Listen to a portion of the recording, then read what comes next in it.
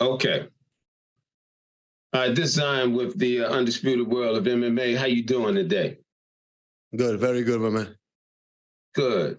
Recording in progress. I just wanted to ask you, with your opponents, what advantage do you see yourself having over the opponents here in the PFL, and how you see yourself climbing to the championship? I have a lot of experience. Even people don't realize that I have like 22 amateur fights. This is my 14th pro one. Also, I'm a dog, man. I get in and I get that one punch power that I'm tend to using, and I want to use it this time. So that's my advantage, man. I'm a dog. I have a heart, and my will is stronger than all of them. Okay, one punch power.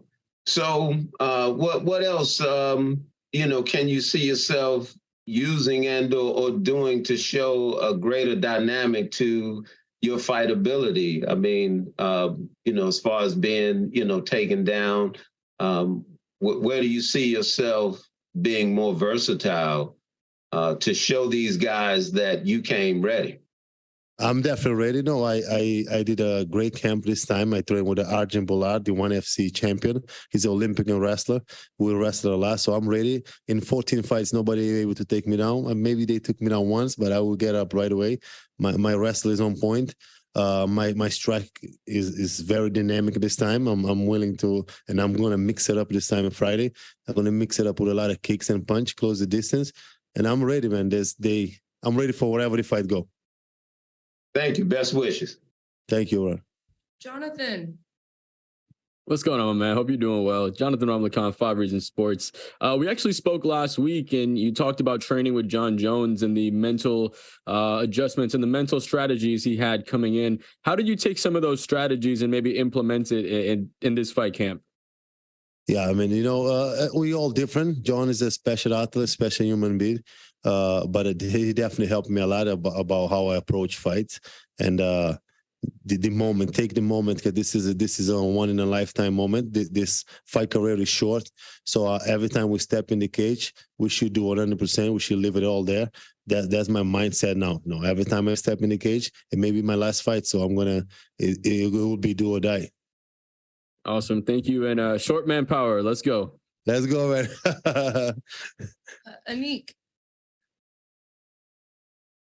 Yorgan, Anik Subramanian, Fightbook MMA. Good to see you again, my man. Nice to see you, brother. You're fighting Denis Goltsov, who's in first place in the heavyweight standings. Do you think it's more pressure or less pressure fighting the top guy? Well, I have zero pressure at all. Or you can put it that way, I have pressure anyways if I would fight someone with 0 point. My goal is advance to the next to the semifinal. When I sign with PFL, I want to be a champion. I want to make that $1 million. So Friday, it doesn't matter if it was Goltsov or someone else. I need to win the fight in the first round. I need to come forward.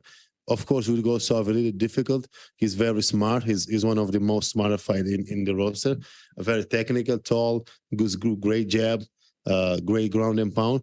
But I'm not really worried. Friday, I'm going to come over. I'm not take a step back, and I'm going to have to walk forward and try to get it done in the 5 minutes. Mm-hmm. And on a more personal note, I know fatherhood means a lot to you. How much would it mean to get a win for your daughter on the weekend of Father's Day? She's right here too. That's cool. You just put pressure on me. I had no pressure at all. You just add some extra pressure now. So yeah, thank you for that. Good luck on Friday.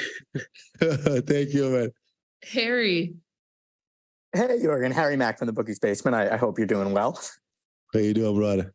I'm good. So, this is kind of a situation that you find yourself in a little bit before, in the sense that, you had your UFC stint, had your back up against the wall there, didn't work out, and then you fought, scrapped, clawed your way back into a major promotion on the regional scene. Now you kind of once again find yourself with your back against the wall, kind of in need of something big to make the playoffs. So I don't know, how does that feel for you, and what do you feel the plan is for you to really make the most of this opportunity going forward? Yeah, I feel like this is the story of my life. I'm underdog for life. I'm always in those positions, but I think I will thrive in this position. You know, I didn't have the experience enough, the maturity in when I was in UFC, but I think now I do know what I want, and I do possess the skill set and the mindset to get it done. And Friday, man, I'm here to perform. I know I did everything in my power to be ready for this one, and I'm ready.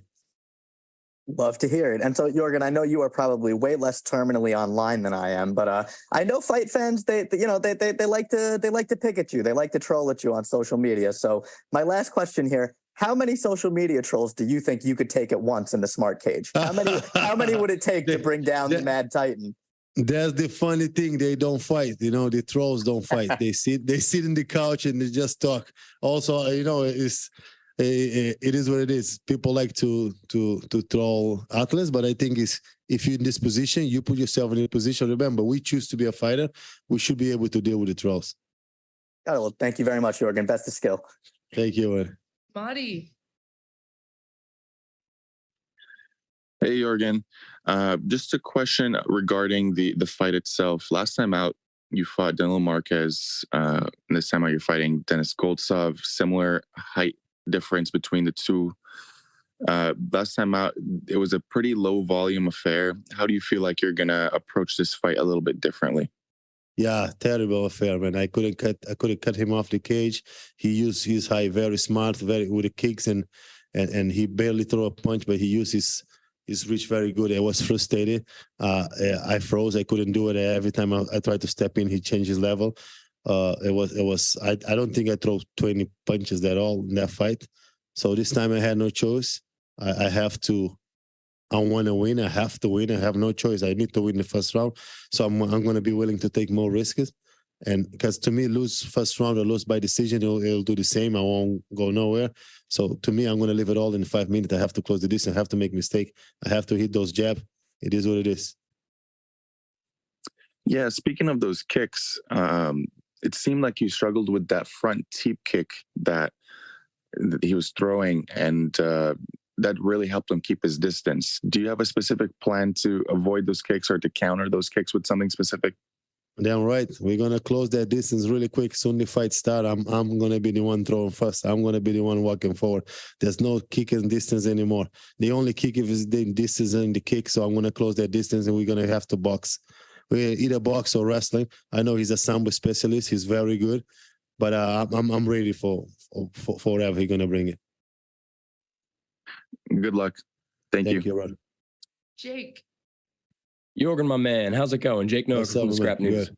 So Good. Just talking about that last fight real quick, I want to ask you, you said in this media day that your one-punch power is a big attribute of yours. Do you feel like in this fight, you might have to throw that strategy out of the window and throw a lot of volume to find that early finish? Absolutely. Goltsov is super smart. His fight IQ is high up there. You know, he got 40 fights. He always uses distance very good. And when people close the distance, you normally take them down and finish them. I'm hard to take down. You guys can go see I have 14 fights. I think I got taken down 1 or twice. I'm get up because I'm short. I have that frame to get up all the time. But I have to, like I said, I have no choice. I have to win the fight in the first round. So I have to close the distance really quick and throw more punch, definitely, because one punch is not going to touch Goltsov. And having seen that smart cage before, how did that compare to the UFC octagon?